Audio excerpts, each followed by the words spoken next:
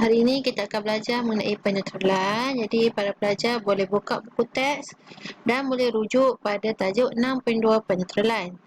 Jadi apa itu penetralan?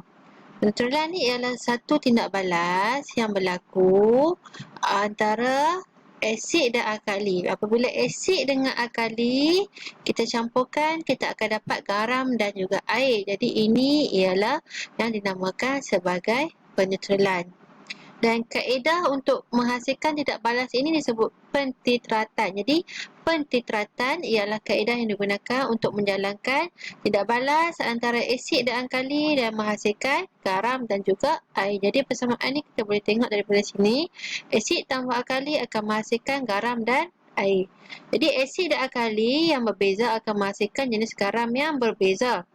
Jadi kalau contoh kita tengok asid hidroklorik, asid hidroklorik adalah asid, kita campurkan dengan natrium hidroksida. Natrium hidroksida ni pula ialah alkali. Lalu ia akan menghasilkan natrium klorida tambah air. Jadi dalam kes ini natrium klorida ini adalah garam. Jadi macam mana kita boleh dapat natrium klorida ni? Okey, kalau kita tengok balik asid hidroklorik, klorik jadi klorida. Natrium ni ialah pada alkali, kita letak kat sini jadi natrium klorida. Jadi natrium klorida ialah hasil daripada asid dengan alkali antara asid hidroklorik dan juga natrium hidroksida tadi. Okey, kemudian kalau asid sulfurik tambah kalium hidroksida. Jadi kalau kita tengok asid sulfurik, kalium hidroksida. Jadi kita hasilnya ialah ambil pada alkali tadi kalium, sulfurik tadi akan jadi sulfat tambah air. Macam tu juga dengan asid nitrik, ialah asid campur dengan alkali dan natrium hidroksida, kita akan dapat natrium nitrat. Natrium kita ambil daripada alkali tadi, nitrik akan jadi nitrat. Semua akan menghasilkan garam dan juga air. Jadi itu ialah kaedah penetralan. Jadi eksperimen ni kalau kita duduk dekat sekolah kita boleh laksanakan, tapi memandangkan awak di rumah, awak boleh baca apakah cara untuk melakukan aktiviti tersebut. Jadi apakah aplikasi penetralan dalam kehidupan seharian? Jadi yang paling mudah sekali kita boleh tengok, okey, yang ni gambar gigi kan. Jadi aplikasi penetralan asid dalam penjagaan gigi. Jadi dalam ubat gigi kita ada bahan alkali. Jadi bahan alkali ni penting sebab bila kita makan, kita minum, jadi dia akan menghasilkan satu asid. Asid ni boleh menyebabkan gigi kita rosak. Jadi ubat gigi mengandungi bahan alkali yang menetralkan asid yang dihasilkan oleh bakteria. Jadi sangat penting alkali dalam ubat gigi. Begitu juga dalam produk-produk penjagaan gigi. Kebanyakan produk-produk untuk kecantikan dan sebagainya mempunyai alkali.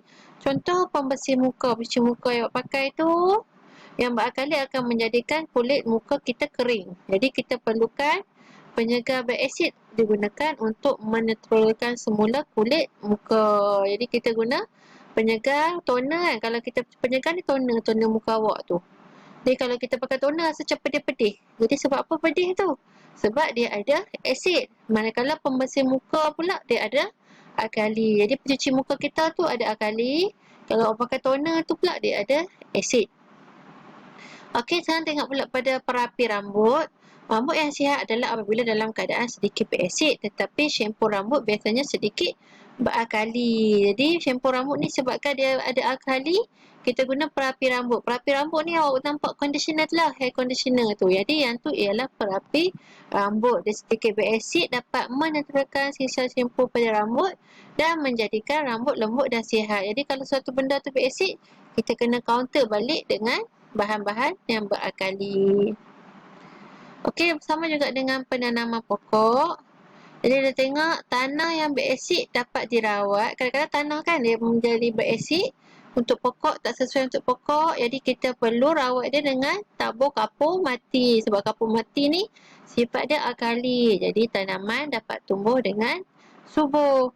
Begitu juga dengan pelembut fabrik macam softline. Jadi mau awak basuh baju pakai softline tu, dia ada pelembut fabrik mempunyai sifat asid. Oleh itu ia mengurangkan nilai pH fabrik yang menjadi beralkali disebabkan penggunaan sebuk pencuci. Di samping dia mewangikan, dia juga dapat melembutkan lagi fabrik, dan dapat melembutkan lagi kain kita yang kita basuh tu.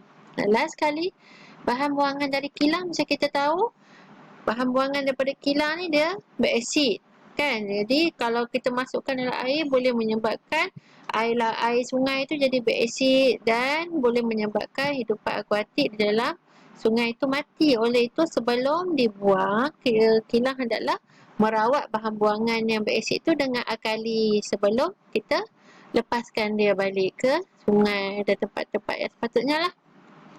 Okey, jadi ini saja kita belajar mengenai penetralan. Jadi ini ialah rumusan. Jadi awak boleh rujuk dalam buku teks awak berkenaan rumusan, sifat-sifat asid alkali, penunjuk kegunaan dalam kehidupan seharian dan penetralan. Jadi kita ada kaedah penetritan. Jadi asid campur alkali dapat garam dengan air dan juga aplikasi-aplikasi dalam kehidupan seharian. Okey, jadi untuk seterusnya, cikgu akan bagi awak soalan dalam Google Form. Jadi, pastikan awak jawab soalan yang cikgu bagi. Okey, sekian. Terima kasih.